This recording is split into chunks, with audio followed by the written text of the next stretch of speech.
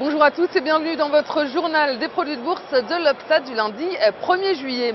Et le marché parisien a terminé la semaine en léger recul. Le CAC 40 lâche 0,62% à 3738 points après quelques séances de hausse la semaine dernière grâce notamment à de bonnes statistiques américaines et un apaisement des tensions sur la Fed. Et bien l'indice parisien a subi quelques prises de bénéfices. Les opérateurs parisiens se sont laissés tenter par des achats à bon compte sur des valeurs délaissées ces derniers jours, comme les titres de luxe LVMH et Kering ou encore Sanofi, Bouygues, Total qui empochent plus de 4%. Et plusieurs valeurs sont sorties du lot cette semaine, comme Eurotunnel, le titre soutenu par les analystes de Citigroup, est grimpé de plus de 7% sur les 5 derniers jours. Et le constructeur automobile Peugeot, lui, avance de 7,20% en 5 jours. Et à Wall Street, les indices américains clôturent en ordre dispersé quasiment à l'équilibre. Le marché new-yorkais a repris du terrain ces 3 derniers jours, porté par les commentaires rassurants de certains responsables de la Fed. Et le dernier à s'être exprimé vendredi sur la feuille de route annoncée par Ben Bernanke, qui s'est montré moins évasif. Selon lui, Jeremy Stein, la réduction du programme de rachat d'actifs par la Fed pourrait intervenir d'ici le mois de septembre prochain. Et puis quelques statistiques américaines ont permis aux indices américains de se maintenir à l'équilibre. La première ressort mitigé. L'indice PMI de Chicago déçoit sur le mois de juin. Il est à 51 points contre 56 anticipés. Le moral des ménages sur le mois de juin ressort lui supérieur aux attentes à 84 points, même s'il recule légèrement par rapport au mois précédent.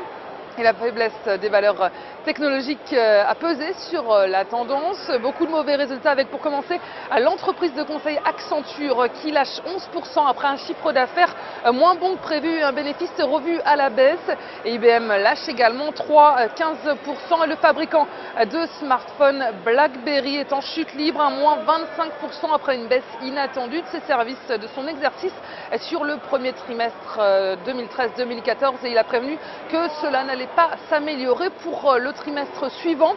Et du côté des devises, l'euro est reparti en baisse face au dollar dans un marché à nouveau focalisé par la Fed. Et les volumes sont en hausse sur le marché des produits de bourse avec 21,8 millions d'euros échangés dans une séance d'incertitude. Et en ce qui concerne la répartition par type de produit, les certificats sont en hausse à 87% des échanges et les varants sont à 13%. Et du côté des transactions, les certificats représentent 74% des échanges, les varants sont à 26%. Et la répartition par sous-jacent nous indique que les indices sont en hausse avec 44% du marché.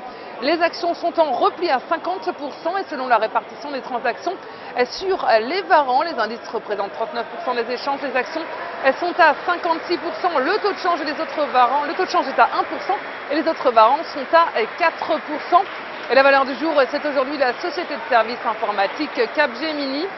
Le titre est contenu par sa moyenne mobile à 20 jours négativement orientée. De son côté, le RSI évolue en territoire négatif et se retourne à la baisse. Et la formation d'une nouvelle jambe de repli est ainsi attendue sur le titre avec les 34,90 € comme première cible. Et l'enfoncement de ce niveau amènera le titre sur les 32,90 € avec une invalidation au-dessus de 40,13 €. Et la stratégie qui vous est proposée pour jouer cette valeur, c'est l'achat du Warrant Put Capgemini à 4 651 T d'Unicredit au prix d'exercice de 35 € et d'échéance au 6 décembre 2013. Voilà, c'est tout pour aujourd'hui. Passez une excellente journée et on se retrouve demain.